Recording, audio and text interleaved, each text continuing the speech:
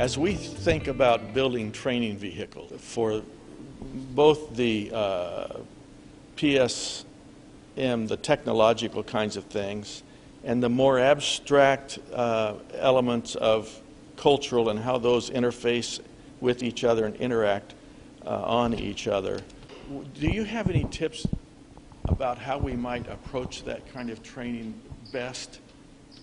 Well, when you look at training, all training has to have some sort of measurable objective. And even if it's to give people awareness, even if it's to change a perception, even if it's to give people insight and information to change a belief about something, well, that's still measurable. You can measure beliefs, you can measure perceptions. Now, most training objectives have to have, or most training initiatives have to have some sort of behavioral objective.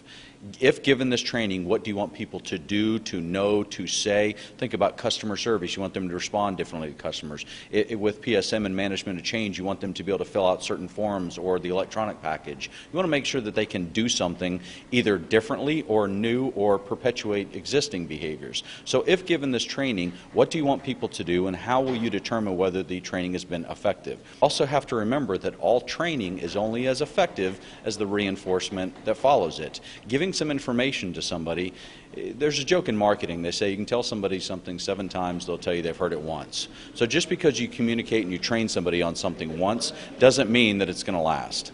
So we have to look at it and we have to say that when this training is successful, how are we going to reinforce it?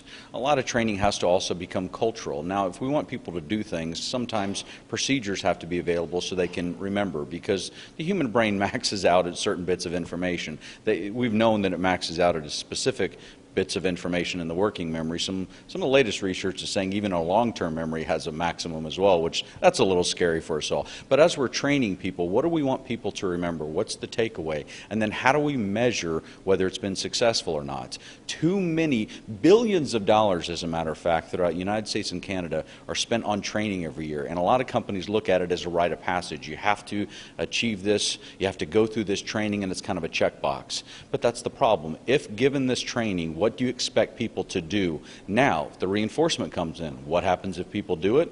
What happens if they don't? If you don't have answers to that, training may not be effective.